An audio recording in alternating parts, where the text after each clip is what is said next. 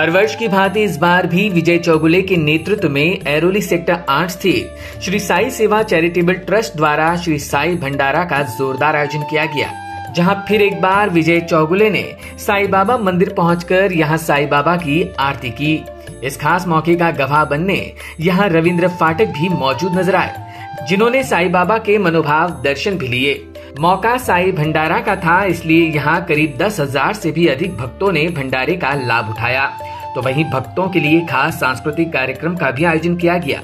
रविंद्र फाटक ने विजय चौगुले के नेतृत्व में आयोजित होने वाले इस साई भंडारे उत्सव की सराहना की। सर्वप्रथम मी विजय चौगुले साहेब यांच्या माध्यमातून दरवर्षीप्रमाणे साईबाबाचा मोठा वर्धापन दिन साजरा होतो आणि शहरामध्ये त्या माध्यमातून नवी मुंबईमध्ये एवढ्या मोठ्या पद्धतीने आयोजन केलेलं आहे।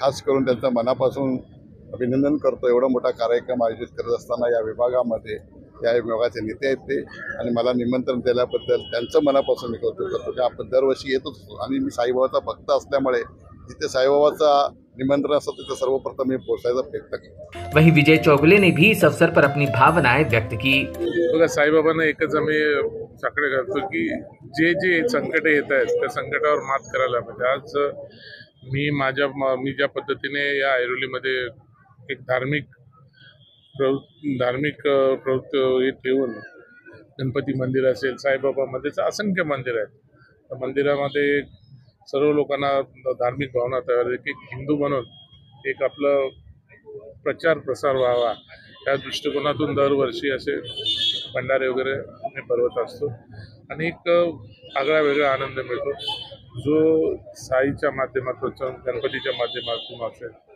आम्ही एवढंच होतो की आमच्यावरती ज्यांची वक्तदृष्टी आहे त्यांना त्यांचा लाभ हो आणि परमेश्वर आपल्या पाठीशी राहो, हीच आमची संकल्पना असते। Bureau input EW network.